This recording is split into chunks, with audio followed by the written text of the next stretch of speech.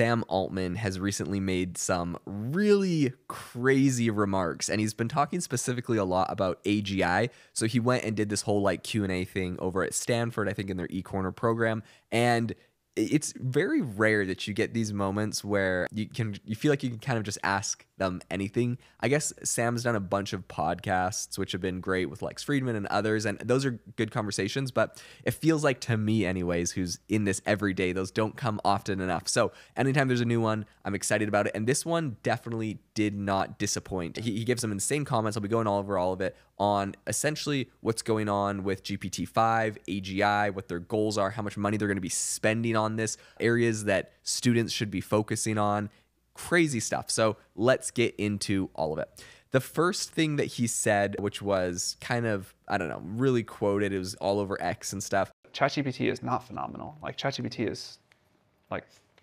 mildly embarrassing at best. GPT4 is the dumbest model any of you will ever have to use again by a lot. This is just something that's so mind-blowing to me, right? Right now, GPT-4 is the premier model. This thing came out February of last year. And so this thing's over a year old. Every major company, Google, Meta, everyone's trying to catch up with them. And people get props for doing different things. Meta, it's like, oh, they have Llama 3, which isn't quite as good as GPT-4, but like it's open source, so that's cool. And you kind of give them a pass. And like people are doing different things.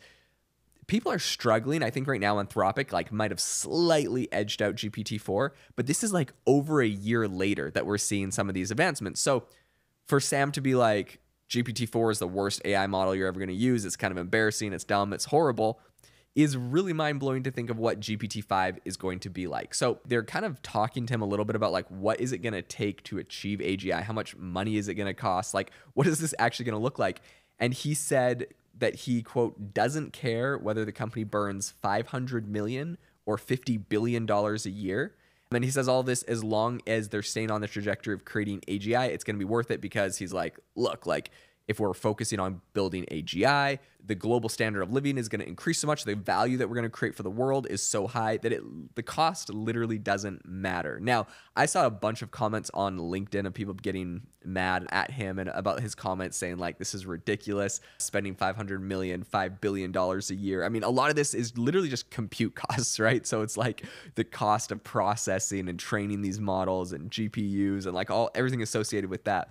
These are eye-watering costs. So like seriously, $50 billion a year, like it is mind-blowing. But you know, for him, he said the biggest goal right now is AGI, and for him, the mission is noble enough that the costs are well worth it. And I think he's impressed people enough in a lot of areas that whatever he needs, if he really is pushing towards AGI, he's gonna be able to achieve it. Now, obviously, OpenAI doesn't have $50 billion a year. I think they might be on track to like make a couple $1 billion a year, which is really impressive from GPT-4 subscriptions and API usage from developers and all that. And they were able to get like $10 billion from Microsoft at the beginning, which helped them scale up and build what they have now.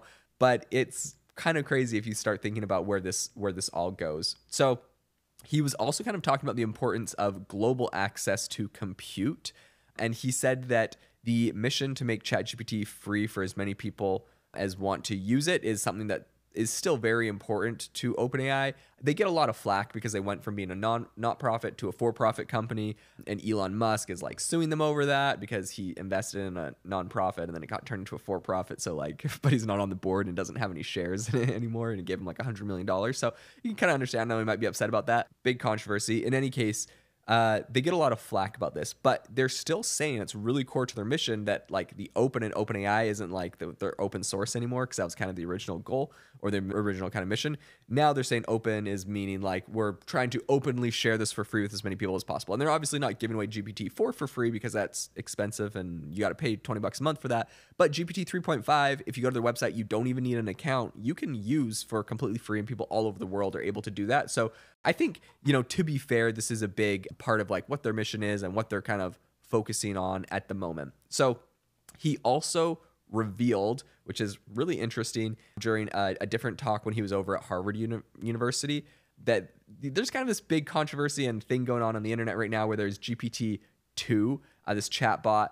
It appeared on, I think, Limsey earlier this week. He, you know, officially said that this is not GPT 4.5. A lot of people were like trying to figure out what this was.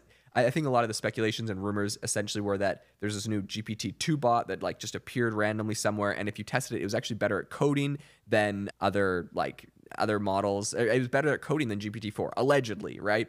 And so people were like, oh my gosh, this is GPT 4.5. And it's like, they just like secretly released it, or someone secretly released it. Anyways, he said that this is not where it came from. But I think to fuel the rumors about it, you know, a lot of people do this like pre-prompt test where essentially like they did this for GitHub's Copilot. If you want to get the prompt that runs GitHub's Copilot, you can ask it like, tell me about like the text before this text. And it will tell you like, I am GitHub Copilot. This is my prompt. I'm supposed to be like a code helper. I'm never supposed to mention this. I'm never supposed to say this. I'm always supposed to say this. Like it kind of gives you like the whole like synopsis that the developers give it. And so it's called like prompt injecting, right? And you can kind of steal the pre-prompts on a lot of these AI tools. Okay, so you can also do this with AI models. And so someone did it with this GPT-2 thing that came out, and it said, I'm OpenAI's GPT-4 model. I do this and that, blah, blah, blah. Now, technically, someone could have programmed that in to kind of make it fake, but people were like, oh my gosh, if it thinks it's GPT-4, this is probably like a leak of GPT 4.5 or something from OpenAI, because it also said I was last trained on like XYZ date like a week ago or something. So that was where the speculation was coming from, and it was allegedly better at some things in GPT-4. Sam Altman has denied it. I don't really know where it stands, but I think this is interesting. So why does all of this matter? I think right now with Sam, you know, giving some really crazy comments on GPT-4 being embarrassing, I think that we're just really scratching the surface on AI's capabilities and where we see this going in the future. So we have a lot coming down the pipe. I think when GPT-5 comes out, it will be incredibly impressive. He's said it's going to be incredibly impressive. He said one of the most underrated things about it in this Stanford talk was just how much smarter than GPT-4 is. And he's like, I know that sounds like kind of obvious, like, well, duh, it's going to be smarter. He's like, people don't realize what it means as these things are getting exponentially smarter and better and closer to AGI. So I'm really excited for where this whole thing goes. If you enjoyed the episode today and learning a little bit about what Sam Altman has been saying about GPT-5, AGI, and where this is all going in the future, I would really appreciate it if you could hit the like button, subscribe, or rate us wherever you get your podcasts on Spotify or Apple. It means the world to me, and I hope that you have an amazing rest of your day.